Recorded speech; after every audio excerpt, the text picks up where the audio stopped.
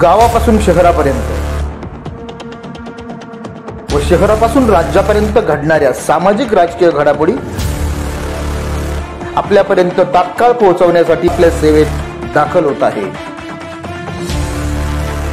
महिलांसाठी 50% सवलत उपलब्ध केल्यामुळे एसटी महामंडळाच्या बस हाऊसफुल धावत आहेत।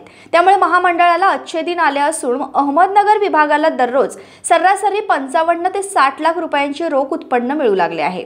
प्रवाशांच्या सवलतीपोटीचे पैसेही शासनाकडून मिळत असल्यामुळे महामंडळाच्या आर्थिक परिस्थितीत सुधारत असल्याचे चित्र आहे।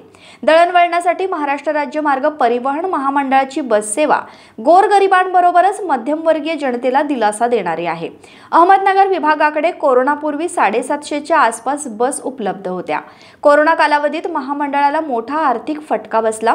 जवळपास 100 बस मालवाहतुकीसाठी बाहेर काढण्यात आल्या। काही बस स्क्रॅप झाल्या, त्यामुळे आज मितीस 590 बसेस प्रवासी घेऊन धावत आहेत। शिंदे फडणवीस सरकारने अमृत योजना सुरू केली। या योजनेमुळे 75 वर्षे वयोगटातील ज्येष्ठ नागरिकांना 100% सवलत दिली।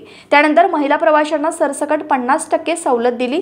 या सवलतीमुळे महामंडळ आर्थिक खाईत लोटले जाईल अशी टीका राज्यभरात सुरू होती। मात्र कालांतराने महिलांची गर्दी वाढत गेली। या सवलतीमुळे एसटी महामंडळांची आर्थिक परिस्थिती सुधारण्यास मदत होत असल्याचे पुढे आले आहे। महामंडळाच्या बस प्रवाशांनी खचाखच भरून धावत आहेत। अहमदनगर विभागाच्या बसचा दररोज सरासरी 2 लाख किलोमीटरचा प्रवास होत आहे। त्यातून सरासरी 55 ते 60 लाख रुपयांचे रोख उत्पन्न महामंडळाच्या तिजोरीत जमा होत आहे।